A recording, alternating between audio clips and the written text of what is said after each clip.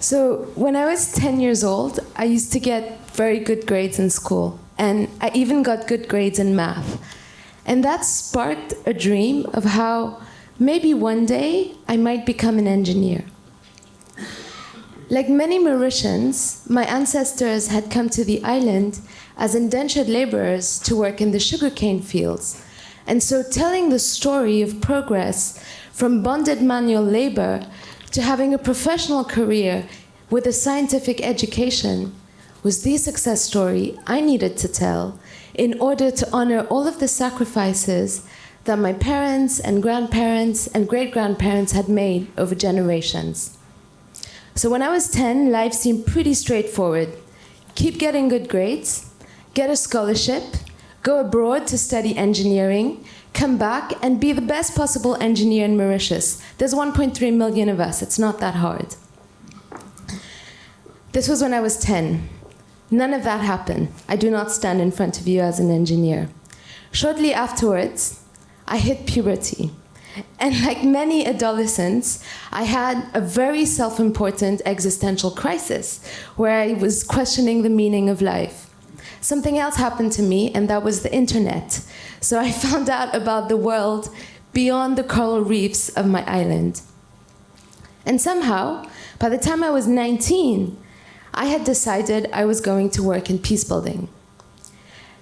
So this strange word came to me because it was a strange word. Nobody talks about peacebuilding in Mauritius. The strange word came to me because of three wise men. When I was 18, I had the amazing experience. Within a very short period of time, I saw three people speak: Marty Atisari, Johan Galtung, and Kofi Annan. And something went through my head. How is it that three men who are quite advanced in age, who have spent their lives in conflict zones, how are they standing in front of me with so much energy, so much optimism, and so much joy? This was the meaning of life. And I was going to do whatever they were doing.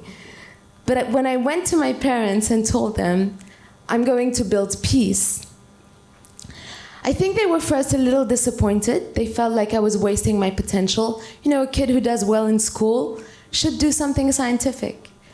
The other thing was they felt I was being a little bit spoiled. This do-gooder business of doing peace and something abstract is something you do when you're retired, like you're not going to get a living out of it. But I was very stubborn and also quite enjoyed being rebellious at that age. And I went forward with it.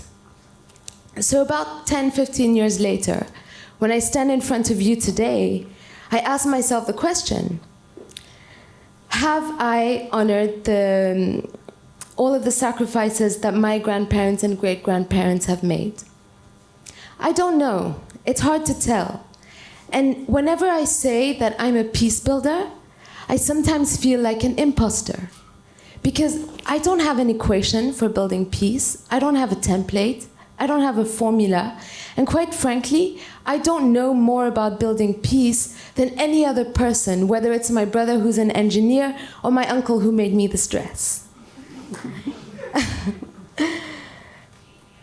When I think of whether there's purpose in what I do, I think back to a meeting I was at with Maud, actually, 2 years ago in Gisenyi. So Gisenyi is a beautiful town on the border between DRC, the Democratic Republic of the Congo, and Rwanda.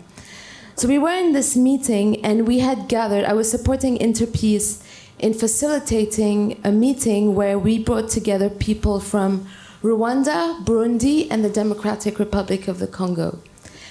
And the objective of that meeting was to design a project to foster reconciliation in the border regions.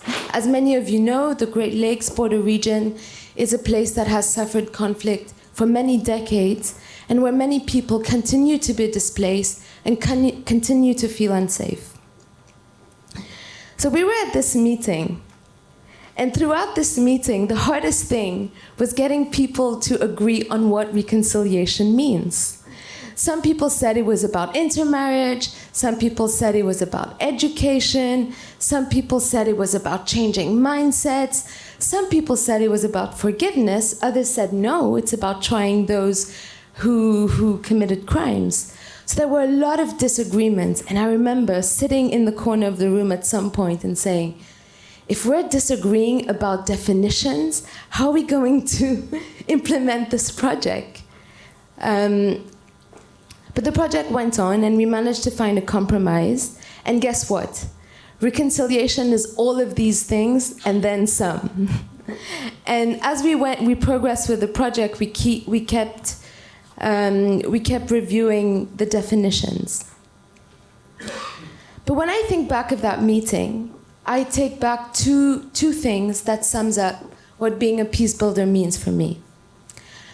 The first is creating space for people's voices to be heard and for people to hear each other.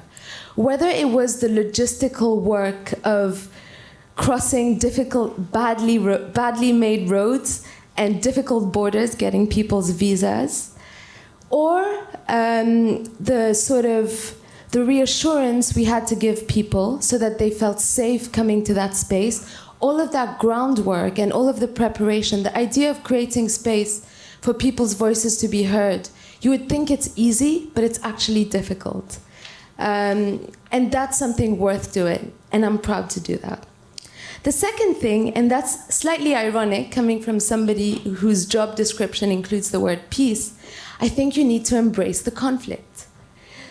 I think that meeting, what it did is it allowed people to disagree. It allowed people to contradict each other. And actually from that contradiction, from these disagreements, that's how you churn out the innovations that allow you to build peace. Not only did it build legitimacy, because people felt that they owned the different solutions that emerged, but it also gave some very innovative things. And I always say this, and it's a little funny because I don't know anything about computers. I feel like peace building is always beta testing, because we never have the perfect solution. It always needs to be used or tried. So this is my contribution to peace. It's not perfect. I don't have a formula. It's not very tangible. But I do hope that I'm trying my best to honor all of the sacrifices of my grandparents. Thank you very much.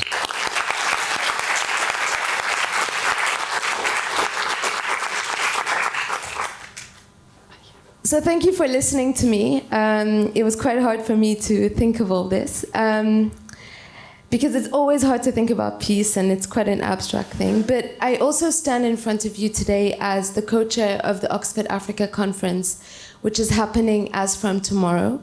And I just want to say that it's such a privilege for me that this event has happened.